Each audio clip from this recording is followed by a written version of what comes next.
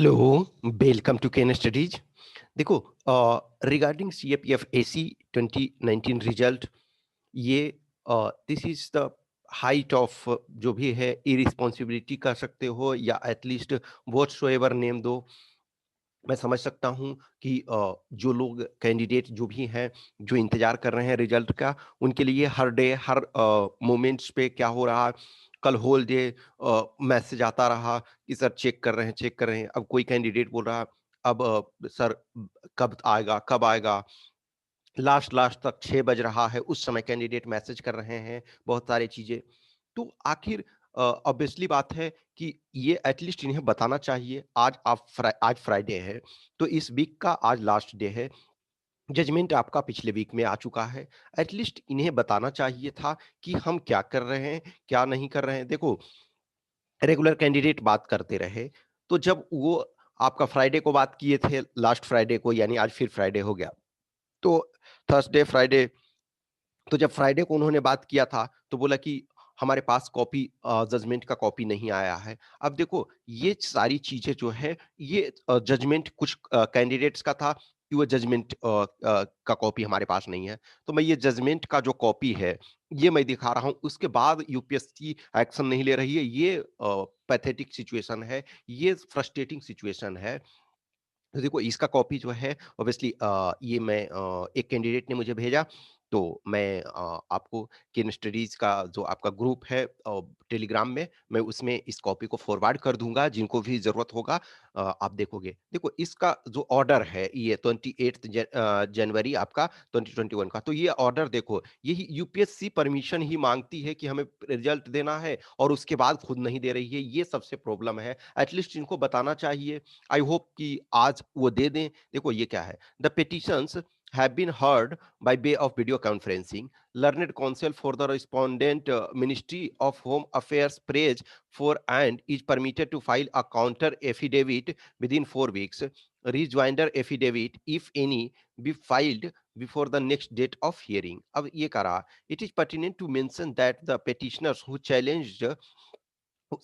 allegedly belong to EWS have challenged the exclusion of their candidature in the EWS category.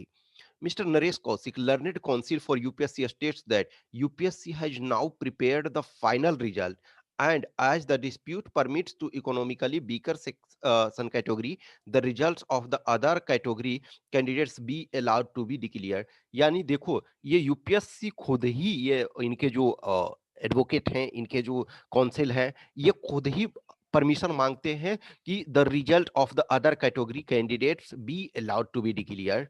Mister Sai Deepak, learned counsel for the petitioners, ये आपके जो भी candidate जो EWS वाले petitioners हैं, वो ये आपका जो केस नंबर इतना है, पेटिशन नंबर आपका 9253, 9254 और 9255, has no objection to the same. Consequently, this court permits the UPSC to declare the result of all candidates other than those belonging to EWS category। और लिस्ट ऑन ये case का जो भी है, अभी देखो, इस केस में अभी एसएलपी भी फाइल किया हुआ है और अभी ये एक तरह से इस पर ईडब्ल्यूएस वाले पे अभी कोई फाइनल जजमेंट नहीं। एक तरह से ये कह सकते हो, ये ऑर्डर जो है इंटरिम रिलीफ था कि आप अदर अभी है, जो भी अभी तक समझ में आ रहा कि ये एक इंटरिम रिलीफ है कि आप अन्य कैंडिडेट जो अदर कैंडिडेट्स हैं उनका आप रिजल्ट निकाल सकते हो, उनका रिजल्ट निकाल दो। ठीक है, the order be uploaded on the website forthwith copy of the order be also forwarded to the learned counsel through email. अब देखो, शुरू में यूपीएससी ने बोला क्या, एक्सक्यूज, जो भी वहां से कैंडिडेट ने बात किया, तो पहले एक्सक्यूज दिए कि ऑर्डर जो हमें फॉर्मल रूप में प्राप्त होना चाहिए। जब आपके कौंसिल वहां वीडियो कॉन्फ्रेंसिंग के थ्रू प्रेजेंट हैं, सारी चीजों को कर रहे हैं, उनको ईमेल मिल गया, तो वो ईमेल फॉरवर्ड करने में आज के डेट में अभी पहली बार बजट आपका पेश कर दिया गया, आपका जो भी है पेपरलेस बजट, और आप इन चीजों में एक ये नहीं कर पा रहे। फिर उसके बाद वो एक्सक्यूज खत्म यदि हो गया कि यस फॉर्मल रिसीव हो गया है आपका जो ऑर्डर, उसके बाद है कि सीनियर के पास फाइल साइन करने के लिए गया हुआ है। तो सीनियर भी इस समय हम इंडिया में रह रहे हैं, तो ऐसा नहीं है, ब्रिटिश राज्य नहीं है ना कि जो फॉर्मल साइन होने के लिए वो इंग्लैंड जाएगा।